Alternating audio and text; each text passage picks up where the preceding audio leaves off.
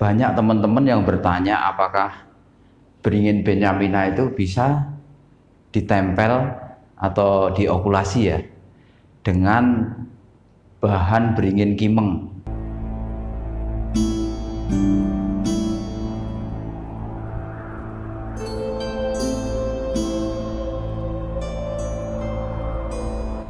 Assalamualaikum warahmatullahi wabarakatuh. Selamat sore teman-teman bonsai dimanapun berada. Berjumpa lagi bersama saya Eka Wahyudi dalam channel YouTube Ayo Belajar Bonsai. Ya teman-teman, pada kesempatan sore ini yang pertama dan yang paling utama, saya selalu berdoa kepada Allah Subhanahu wa Ta'ala, mudah-mudahan teman-teman semua dan saya selalu diberikan kesehatan, keselamatan, rezeki yang barokah dan panjang umur, dan tentunya tetap dijauhkan dari virus corona ya teman-teman ya. Virus COVID-19 yang sekarang lagi mewabah ya. Terus kemudian harapan saya kepada teman-teman harus selalu mematuhi protokol kesehatan COVID-19 dengan cara memakai masker, menjaga jarak, dan mencuci tangan pakai sabun ya. Intinya kita harus selalu menjaga kebersihan ya, itu ya. Oke teman-teman, pada kesempatan sore yang gelap ini ya, yang udah mendung ini, di samping saya ada sebuah bahan teman-teman. Bahannya vikes lagi ya teman-teman. Ini bahan, ada dua bahan ini teman-teman. Ini vikes, akar vikes Benjamina ya. Ini saya sambung dengan vikes mikrokarpa teman-teman, sama beringin kimeng ini teman-teman ya. Ya, ini bawahnya vikes Benjamina, atasnya vikes mikrokarpa ya teman-teman ya. Jadi saya okulasi teman-teman, saya tempel ya ini ya.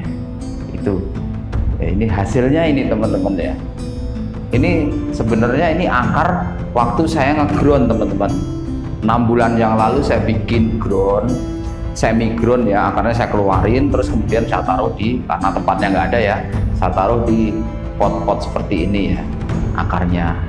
Nah ini sebagai eksperimen aja, sebagai eksperimen saya menggunakan bahan ini, bahan limbah ini yang tidak terpakai, saya tempel dengan vikes mikrokarpa ya ini ya, Benjamin kimeng ya, beringin kimeng ya teman-teman. Jadi Benjamin ini mikrokarpa, yang bawah Benjamin mikrokarpa ya. Ya terserah teman-teman bagaimana cara menilainya ya. Yang jelas saya dihadapkan dengan sebuah bahan yang seperti ini, dan saya akan membuat sebuah karya seni bagaimana dengan bahan yang sangat sederhana, dengan limbah yang tidak terpakai ini bisa menghasilkan sebuah karya seni. Tentunya yang bernilai tinggi, itu harapannya itu teman-teman ya. Oke teman-teman, nggak usah panjang lebar, kita akan melakukan proses ya. Pertama kita lihat dulu dari mana sih sudut pandang terbaik terindahnya. Kita lihat-lihat dulu teman-teman. Jadi ini ada 3 akar teman-teman. Yang satu akar saya okulasi, saya tempel, 2 akar. Yang satu akar ini nggak hidup teman-teman, karena kena jamur waktu itu ya. Jadi tinggal 2 akar yang hidup teman-teman, nanti akan saya buang. Bagaimana sudut pandang terindah terbaik? Sebenarnya begini baik, akan tetapi liukannya kurang kena ya teman-teman. Ya teman-teman, menurut saya udah menemukan sudut terbaik. Ini sudut terbaiknya teman-teman ya, ini sudut terbaiknya, supaya nanti dari 1, 2, 3 ini terekspos semua teman-teman ya, terekspos semua. Tapi ini mati teman-teman, yang ini mati karena nggak ada titik tumbuhnya. Ini satu akar mati karena tidak ada titik tumbuhnya ya. Sebenarnya akar ini saya sambung di sebelah sini, cuman karena jamur akhirnya gagal dan saya nggak melakukan proses lagi, mati teman-teman. Mati akhirnya. Ya oke lah, kita pruning dulu teman-teman untuk menghemat waktu.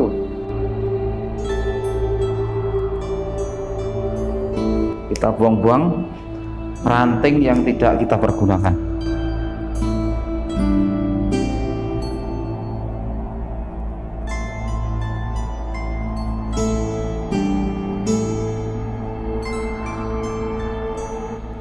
Ya teman-teman ya, ini udah selesai saya pruning dan saya lihat ini hasilnya, hasil dari sambungannya ya. Ini hasil dari menempelnya ini. Masih nempel sedikit banget sih memang, tapi udah kenceng ya. Jadi cabang ini akan saya perkuat, ini akan saya ikat nanti ke sini untuk memperkuat supaya lebih nempel lagi ya teman-teman. Ini masih hidup teman-teman. Saya melakukan proses wiring teman-teman, pengawatan.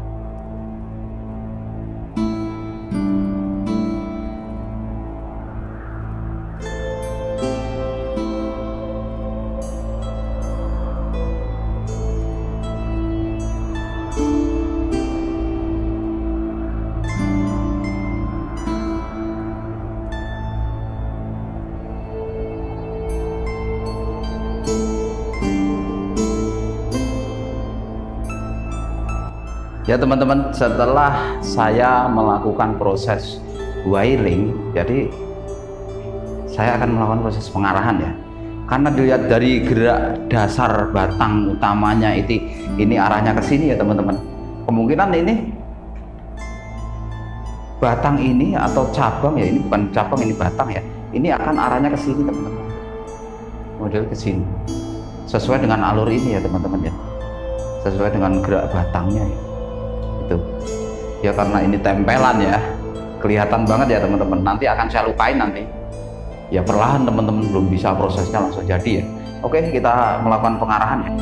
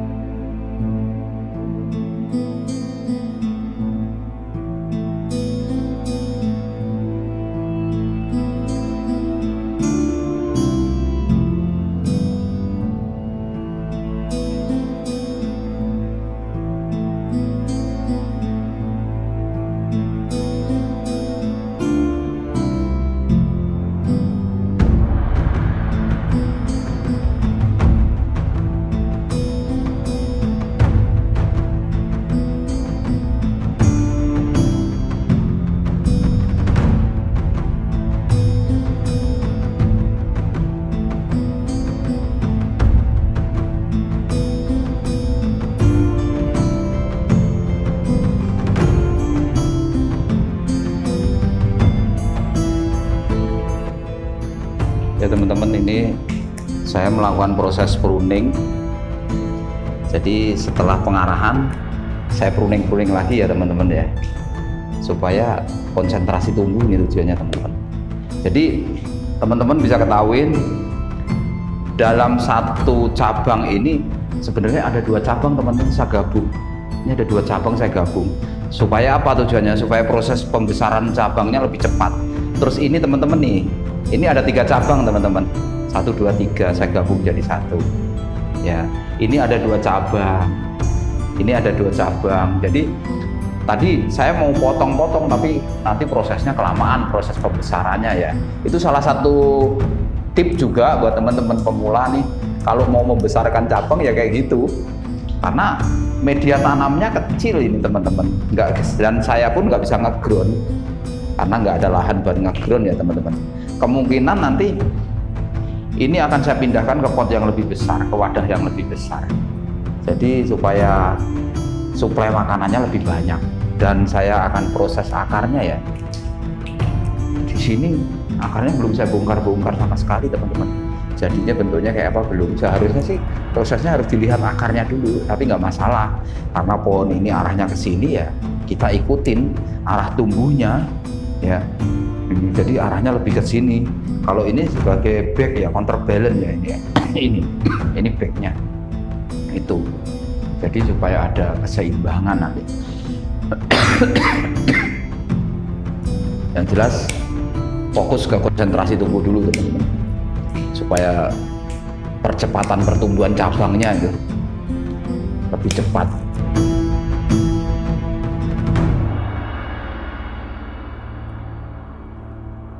Jadi nggak bisa langsung jadi indah ya teman-teman ya.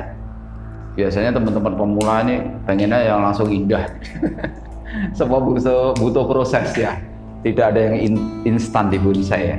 Bisa instan, cuman ya tetap aja proses gitu. Tetap proses itu tetap harus berjalan. Jadi tunasnya, pucuknya jangan sampai dihabisin ya, supaya ada tarikan ke atas ya. Ini tip buat teman-teman pemula ya. Oh ya, mengingatkan lagi buat teman-teman pemula ya, utamanya teman-teman yang baru gabung, jangan lupa like, komen, subscribe, dan nyalakan lonceng notifikasinya ya, supaya teman-teman mendapat update video terbaru dari saya, dan tentunya saya lebih semangat membuat konten-konten yang lain ya, video-video yang lain. Tentunya buat teman-teman pemula juga itu ya.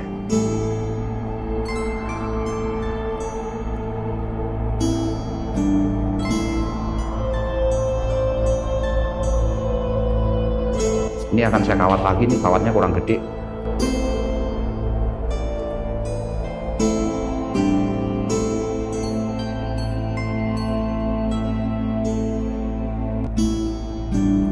Ya teman-teman, ini saya dobelin ya kawatnya karena terlalu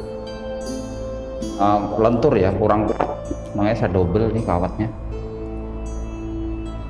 Kita supaya proses pengarahannya lebih enak teman-teman. Jadi kalau teman-teman nemuin bahan, kemudian proses wiringnya setelah ditekuk, setelah pengarahan masih belum kuat lagi ya, didobel aja kawatnya, nggak masalah. Ditambahin kawat lagi teman-teman ya.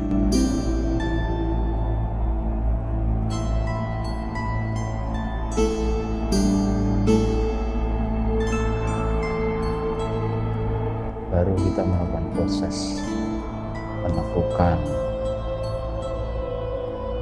Ini ada 3 teman-teman, karena ada 3 bahan.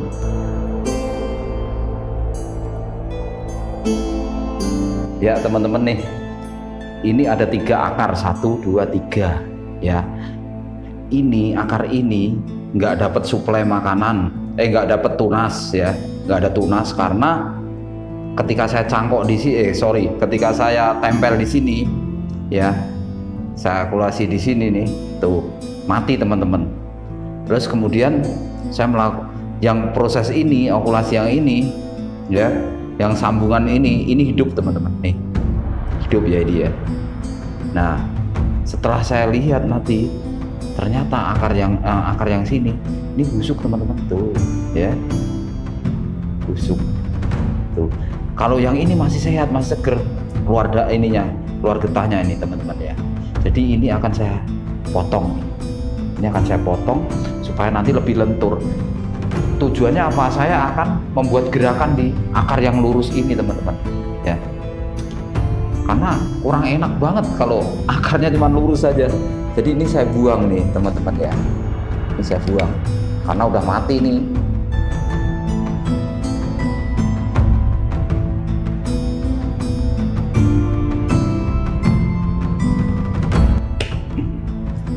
Karena saya akan membuat gerakan ini.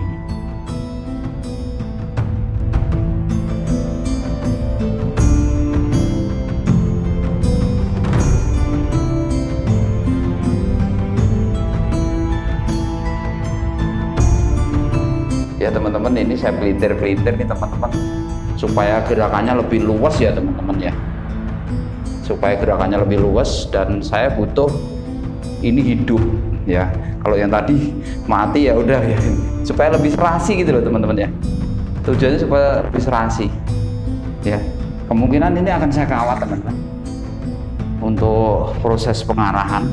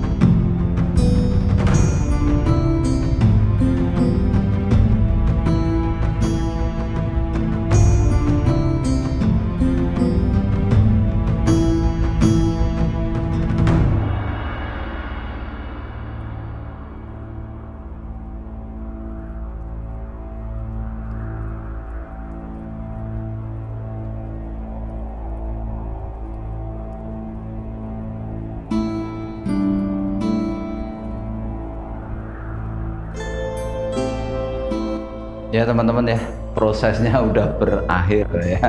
Jadi ini tentunya baru kerangka dasar ya, kerangka dasar. Jadi banyak teman-teman yang bertanya apakah beringin Benjamina itu bisa ditempel atau diokulasi ya dengan bahan beringin kimeng ini.